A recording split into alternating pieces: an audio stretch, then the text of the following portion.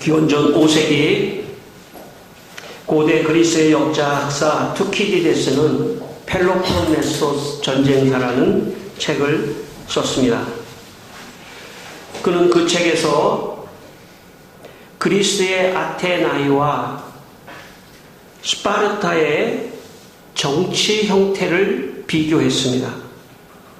스파르타는 국가의 권력이 특정한 지배자에게 집중되어 있는 전제 정치 형태를 가지고 있다고 했습니다.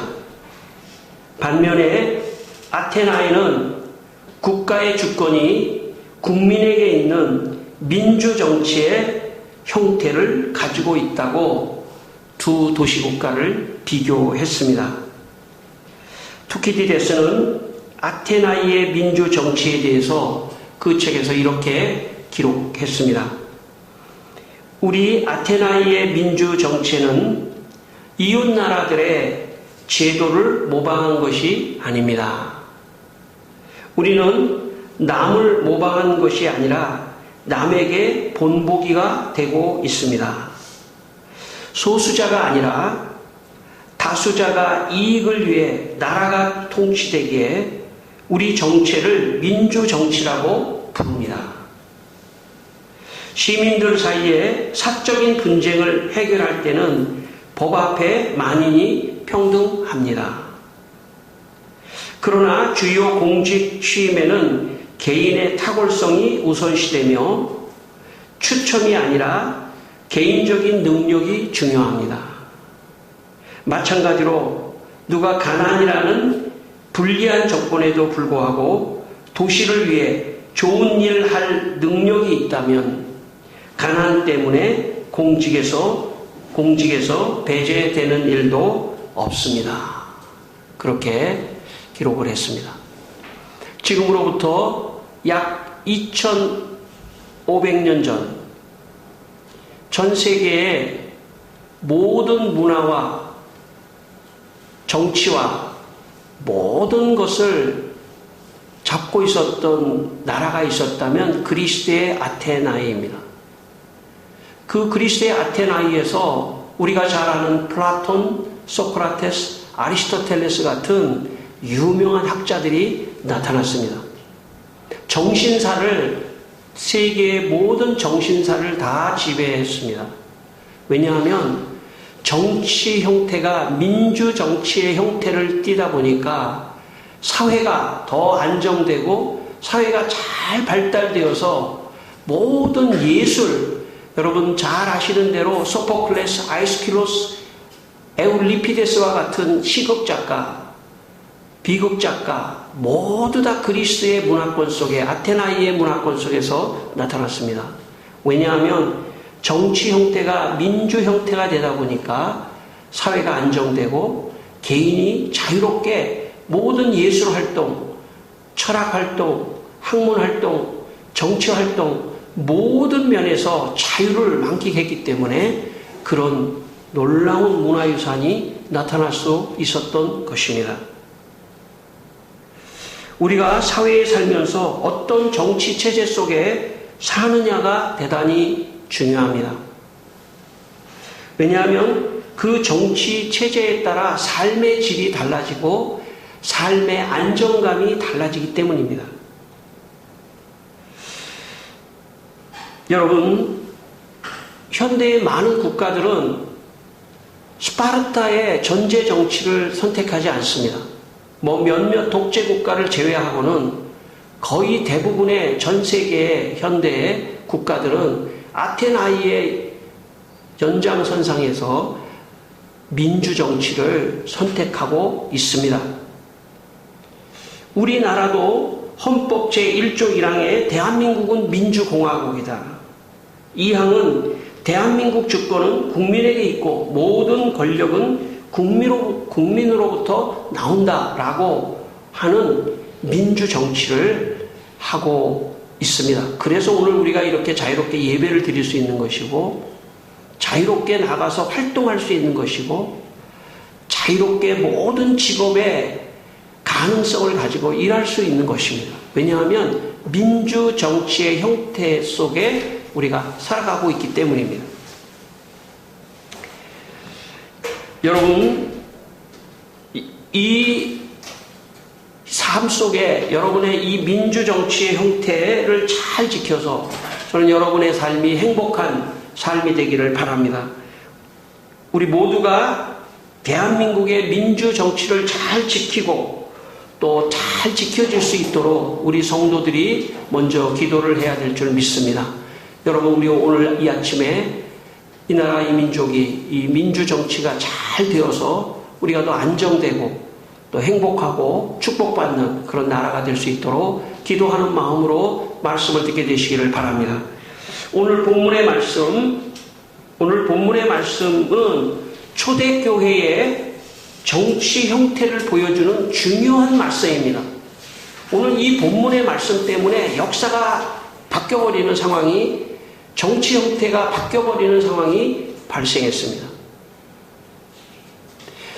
여러분, 32절 말씀을 한번 다시 읽겠습니다. 오늘 본문 32절입니다. 같이 읽겠습니다. 믿는 우리가 한 마음과 한 뜻이 되어 모든 물건을 서로 통용하고 자기 재물을 조금이라도 자기 것이라 하는 이가 하나도 없더라. 예수님께서 부활승천하시고 초대교회가 모였는데, 교회의 정치 체제 형태는 뭐냐면 첫 번째는 민주적인 형태입니다. 사람들이 한 마음과 한 뜻이 돼서 자기의 물건을 서로 통용하는 그런 굉장히 민주적인 그런 형태를 띠고 있습니다. 지금 초대교회 당시에 이스라엘은 로마의 지배를 받고 있었습니다. 로마는 사실 그리스의 아테나이의 정치체제를 사실 받은 것이 아니라 로마 공화정이라고 하는 형태를 만들어서 원로원의 귀족들이 주로 다스리는 그런 정치 형태를 띄었습니다.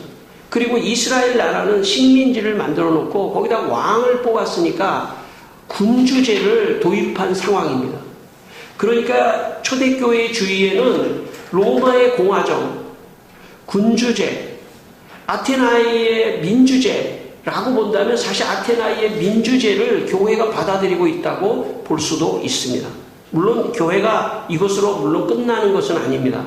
그러나 형태적으로는 민주적인 어떤 공동체가 교회라는 것을 우리가 알 수 있습니다. 여러분, 제가 어려서 초등학교를 다닐 때 교회를 한번 잠깐 나간 적이 있습니다. 그때 교회에 가면 예배를 마치고 아이들에게 간식을 나눠주는 그런 일이 있었습니다. 사실 제가 어렸을 때만 해도 간식이라고 하는 단어 자체가 없습니다. 단어 자체가.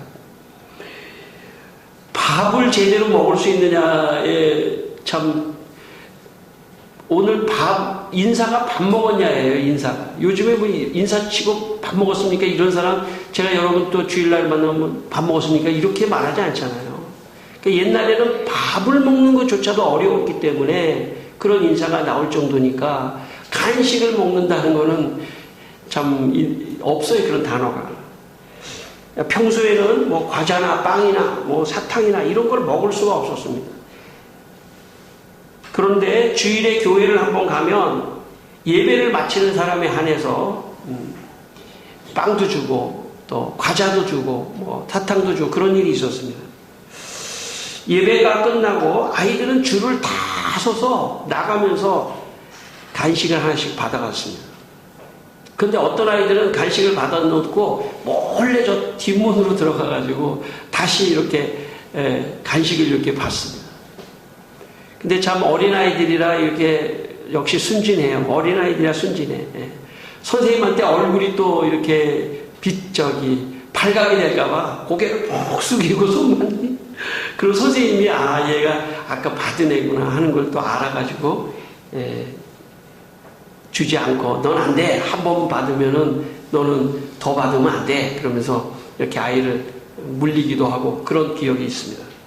지금 생각해보면 선생님이 공평하게 나눠주는 것을 통해 평등과 민주주의의 정신을 가르쳤는지도 모릅니다.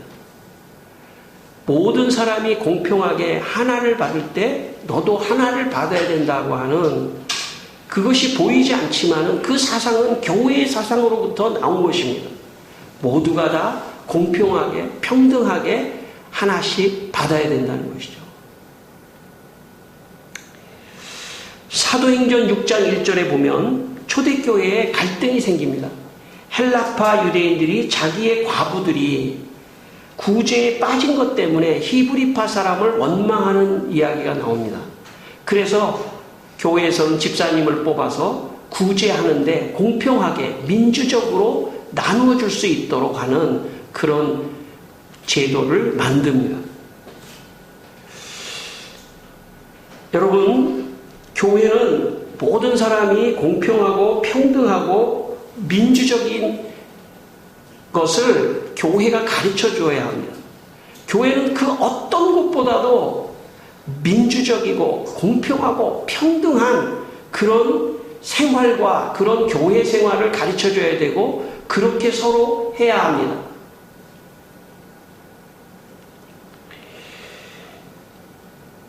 종교개혁 이후 1652년 제세례파 계열의 메노나이트 후터 공동체 지도자인 엘렌 프라이즈라고 하는 사람이 쓴 서신이 남아 있습니다. 그 서신에 이런 내용이 나옵니다. 말로는 주님과 사랑에 대해 이야기하지만 자기 소유를 그리스도와 가난한 자를 위하여 공동체에 내어놓지 않는 사람은 자신이 그리스도보다 물질을 더 사랑한다는 것을 부인할 수 없을 것입니다. 그러므로 자기 소유는 단지 사적 이익이며 본질적으로 탐욕입니다. 라는 서신을 썼고 지금도 현재 메노나이트 후터 공동체가 우리나라에도 있고 다른 나라에도 있습니다.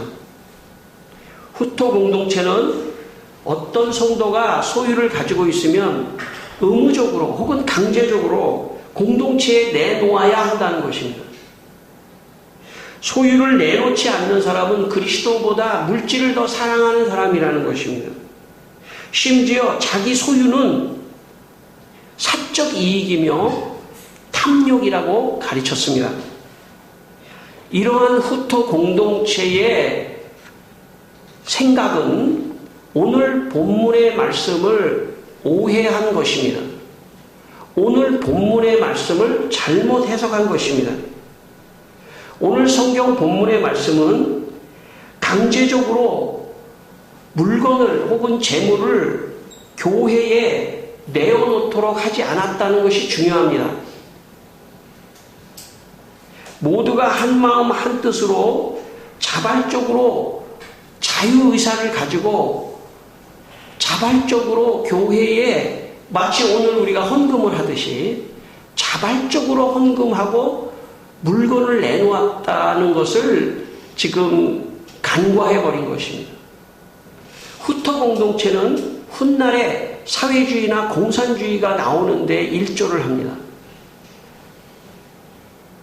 그래서 교회를 다니는 사람도 혹시 교회의 사상이 사회주의적인 사상, 공산주의적인 사상이 아닐까 생각합니다. 칼 막스 같은 사람도 신학을 공부했던 사람이고 오늘 이 본문은 역사에 무지하게 중요한 본문입니다. 이 본문 때문에 양 갈래로 갈려버립니다. 사회주의나 공산주의는 지도층에 의해 강제성이 전제된 그런 체제를 갖고 있습니다. 일부 지도층의 강제성이 동반된 평등을 사회주의, 공산주의의 평등입니다. 이건 진정한 평등이 아닙니다. 강제적으로 다 거두어서 무상으로 거두어서 무상으로 다 나눠준다는 것입니다. 이게 북한이 1947년 정부를 세우고 모든 토지를 다 걷어서 무상으로 나눠준 것이죠. 사회주의가 발전하면 공산주의가 되는 것입니다. 여기에 주체가 되는 강제성, 이것은 그래서 평등하게 되는 것은 진정한 성경적 평등이 아닙니다. 자발성, 자유, 이것이야말로 진정한 의미의 평등입니다.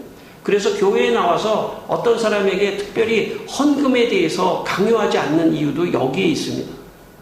교회 생활을 하다 보면 자기도 모르게 헌금을 좀 해야 되겠구나 하는 생각이 들 때가 오는 그 순간 자발적으로 자유의사에 대해서 하는 것입니다. 교회가 여러분에게 어떤 사람 1년 나온 사람 얼마 내시오 회비 내듯이 회비 받듯이 하지 않지 않습니까? 이것도 이 사도행전의 정신을 민주적으로 시행하는 것입니다. 모든 것이 자발적인 것입니다.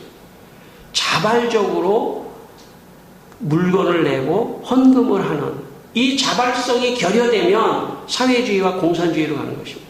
자발성이 확보될 때만이 민주주의로 가는 것입니다.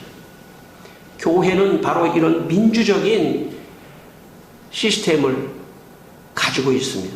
또 이 교회의 영향을 받은 종교개혁 이후에 많은 국가들은 다 민주적인 체제를 받아들이게 되는 원인은 물론 과거의 아테나이가 그렇게 했지만 종교개혁 이후에 많은 국가들은 다 민주적인 국가로 가고 있습니다. 물론 근대 이후에 유럽의 각종 다른 종류의 사회주의 형태가 있긴 하지만 그러나 민주정치의 원류는 바로 성경에 있고 그 성경의 핵심은 스스로 자유를 가지고 자발성 있는 그런 평등이 오늘 본문의 말씀입니다. 오늘 34절을 보면 이것을 더 확실히 알 수 있습니다. 34절입니다. 같이 읽겠습니다. 그 중에 가난한 사람이 없으니 이는 밭과 집 있는 자는 팔아 그 판 것의 값을 가져다가 35절 사도들의 발 앞에 두매 그들이 각 사람의 필요를 따라 나눠줍니다. 36절 구브로에서 난 레위족이 있으니 이름은 요셉이라 바나바라 번역하면 위로의 아들이라 하니 37절 그가 같이 있음에 바라 그 값을 가지고 사도들의 발 앞에 두니라. 여기에 보면 사도들이 돈을 가지고 오라고 하지 않았다는 게 중요한 것입니다. 사람들이 스스로 자기 밭과 집을 팔아 교회에 헌금을 하고 교회는 이걸 가지고 구제했다는 것입니다. 그래서 특별히 성경은 예화도 들읍니다. 여기 구브로라는 사람이 있는데 아마 이 사람 많이 낸 사람일지도 몰라요. 구브로라는 사람이 있는데 자기가 밭이 있어서 그것을 팔아서 가난한 이 사도들 앞에 두고 교회는 그걸 가지고 구제하고 나눴다는 것이죠. 자발성입니다. 자유입니다. 개인이 누가 시킨 것이 아닌 자발성을 가지고 행동을 했다는 것이 중요합니다.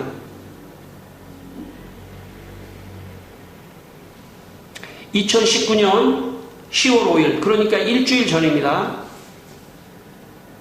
우리 교회가 속해 있는 대한예수교 장로회 통합총회의 총회장 김태용 목사 외에 104회 총회 총대들 일동이 대한예수교 장로회 총회의 현 시국에 대한 선언을 했습니다.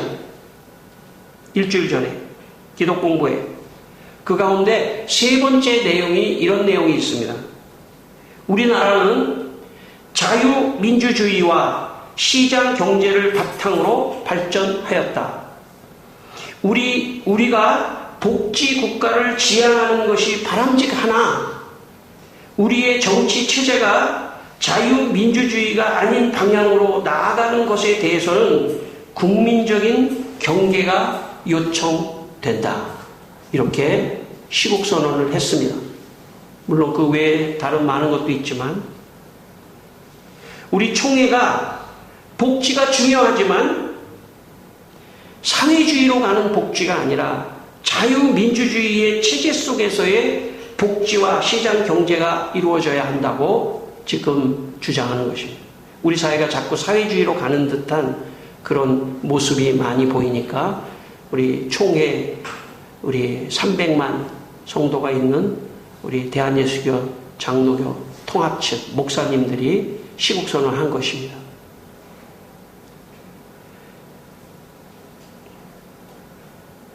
다시 말해 우리 교단은 자발적인 자유가 보장되는 민주사회를 지향한다는 것입니다. 왜냐하면 사도행전의 정신을 갖고 있기 때문에. 기독교의 정신은 일부 사람들에 의해 주도되는 사회주의나 공산주의적 평등을 지향하지 않습니다. 모든 국민이 자유민주주의의 정치 체제 안에서 평등을 원하는 것처럼 교회도 국가도 모두가 다 자유민주주의 성경의 원리에 따라 살아가기를 원하는 것입니다. 사실 우리나라가 70년 동안 이렇게 부흥하고 성장한 것은 제가 볼 때는 자유민주주의 체제 속에 있었기 때문에 모든 사람이 열심히 노력하고 의욕을 가지고 살아갈 수 있었기 때문에 오늘 여기까지 왔다고 생각합니다. 이것은 기독교의 정신이 바로 반영이 되어 있다고 보는 것입니다. 자, 그런데 교회의 정치 체제는 자유민주주의 이상입니다. 오늘 본문 33절이 결정적인 본문입니다. 33절 말씀을 다시 한번 읽겠습니다. 같이 읽겠습니다. 사도들이 큰 권능으로 주 예수의 부활을 증언하니 무리가 큰 은혜를 받아. 예. 교회는 단순하게 인간의 노력으로 자유민주주의를 위해서 노력하는 그런 곳이 아닙니다. 교회는. 여기 하나가 더 있습니다. 교회는 하나님께서 사도들에게 큰 권능을 주고 그래서 그 권능을 통해서 성도들이 은혜를 받는 그 하나님의 은혜가 전제되어 있는 것입니다. 그래서 하나님의 은혜를 가지고 인간이 자유민주주의를 이루어가는 것, 이게 교회입니다. 세상의 민주주의는 모든 주권이 국민에게 있다, 이런 것입니다. 교회는 모든 주권이 다 성도에게 있는 것은 아닙니다. 모든 주권은 오히려 하나님에게 있고 그 하나님을 두려워하고 경외하는 입장에서 모든 성도들에게 권한이 있을 뿐입니다. 그렇기 때문에 모든 성도들은 늘 하나님의 은혜를 생각하며 보다 더 자유민주주의를 교회 안에 실현하기 위해서 나아가는 것입니다. 그렇지 않으면 자유민주주의 안에서도 각자의 생각에 의해서 나눠질 수 있기 때문입니다. 하나님 안에서 하나가 될 수 있는, 하나님의 은혜 안에서 하나가 될 수 있는 것을 언제나 견지하면서 긴장하면서 이게 하나님의 뜻일까를 생각하면서 있을 때 진정한 의미의 교회의 자유민주주의가 실현될 수 있는 것입니다. 그래서 교회를 다른 교회의 정체, 오늘 제가 설교 제목을 교회 정체라고 했습니다. 정체라고 하는 것은 너 정체가 뭐야 이런 게 아니고 정체라고 하는 것은 교회의 정치 체제입니다. 교회의 정치 체제를 한마디로 말한다면 기독교 자유민주주의입니다. 기독교 자유민주주의. 과거의 로마는 기독교가 들어가서 아예 기독교를 국교로 삼는 기독교 국가였습니다. 물론 기독교 자유민주주의는 아니었습니다. 기독교 로마 공화정이었기 때문에 약간의 문제가 있었던 겁니다. 사실 퓨리탄들이 미국에 갔을 때 미국에서 기독교 국가를 세우면서 자유민주주의를 하려고 했습니다. 그러나 시간이 지나면서 국교로 되지는 않았습니다. 어쨌든 교회의 사상이 세상의 국가의 모델이 될 수 있다는 것을 보여주고 있는 것입니다. 올해는 광복 74주년이고 대한민국 정부 수립 71주년을 맞는 해입니다. 우리나라가 1945년 해방을 하고 3년 동안 한반도는 정부 수립을 놓고 남북이 대혼란을 겪었습니다. 좌우의 극렬한 대립으로 끝내 통합정부가 세워지지 못하자 북한이 먼저 1947년 2월 북조선인민위원회라는 정부를 수립합니다. 남한도 북한이 먼저 세웠기 때문에 너무 급한 나머지 1년 후인 1948년 8월 15일 대한민국 정부 수립을 선포합니다.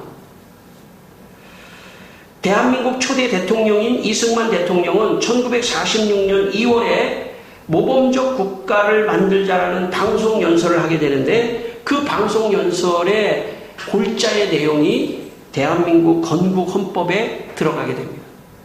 그 방송 내용의 첫 번째 내용은 이렇습니다. 대한민국은 자유민주주의를 이룹시다.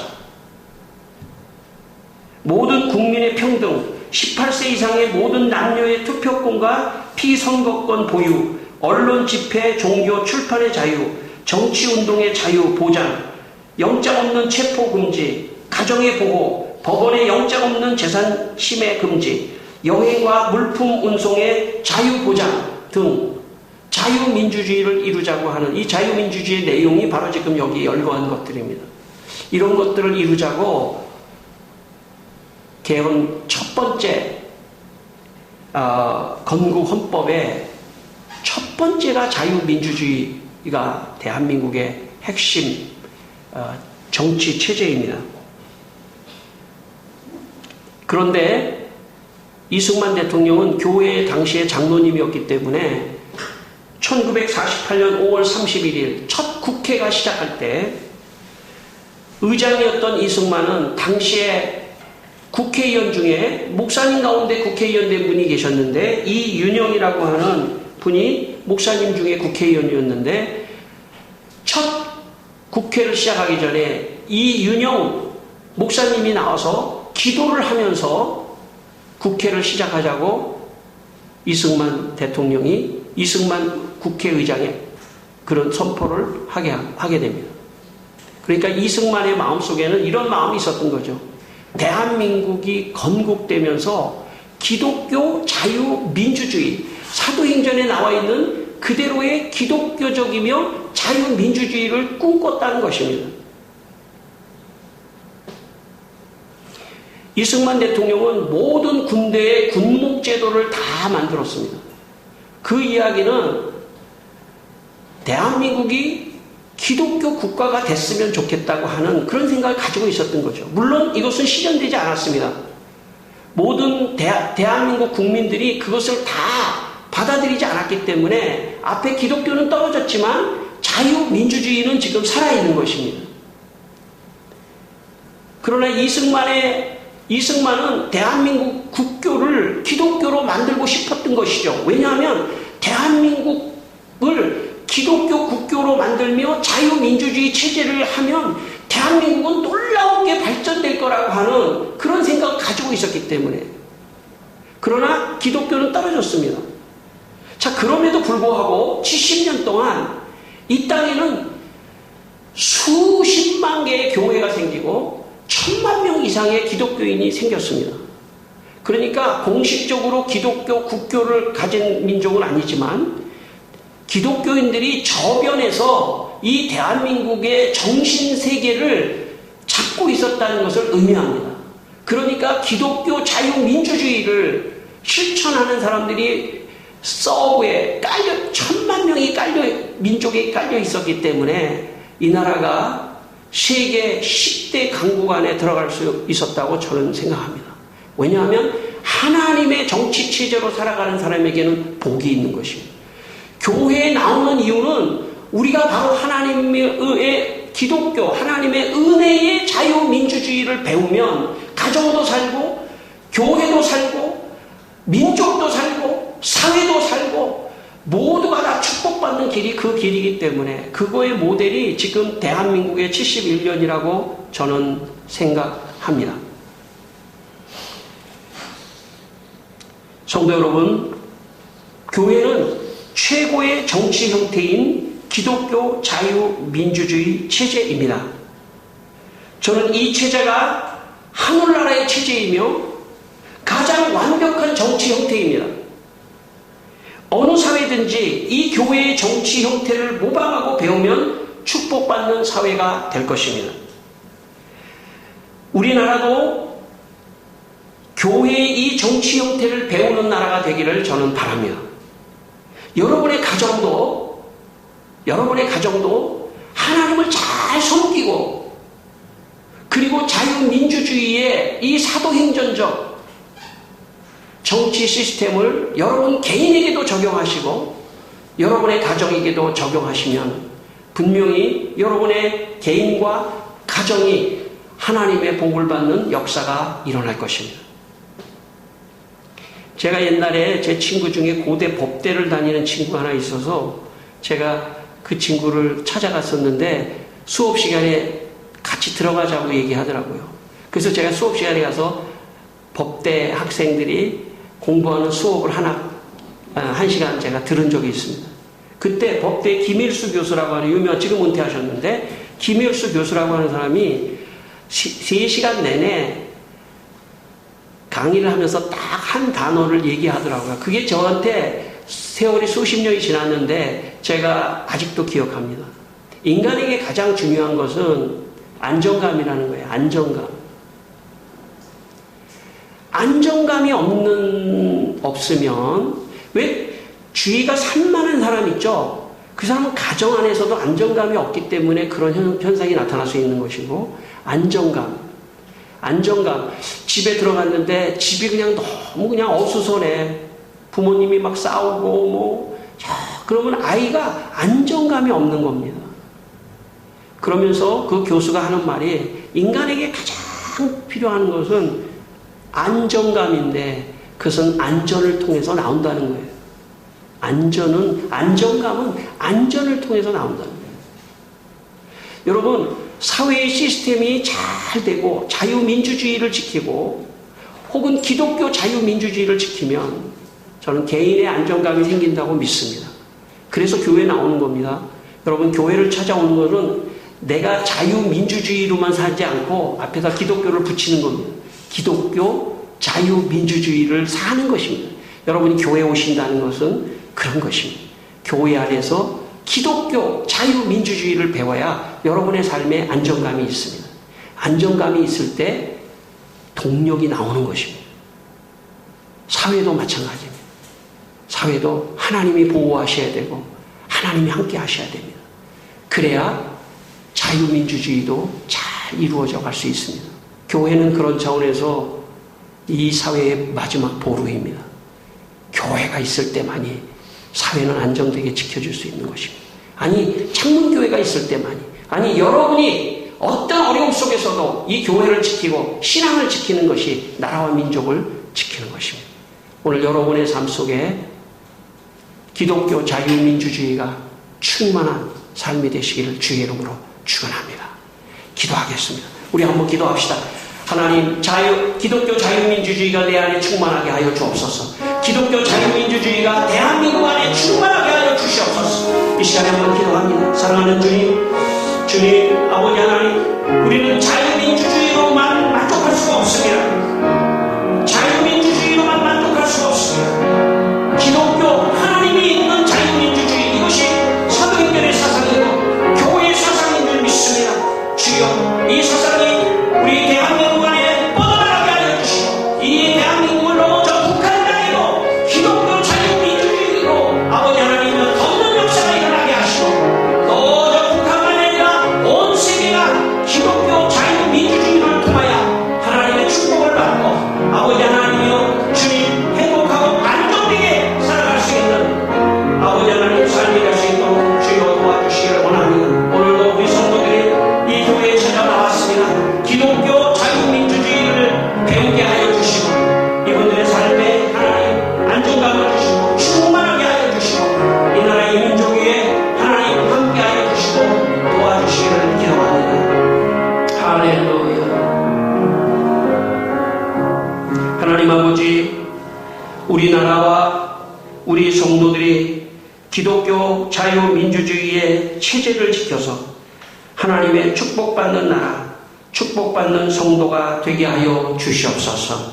예수님의 이름으로 기도드리옵나이다. 아멘.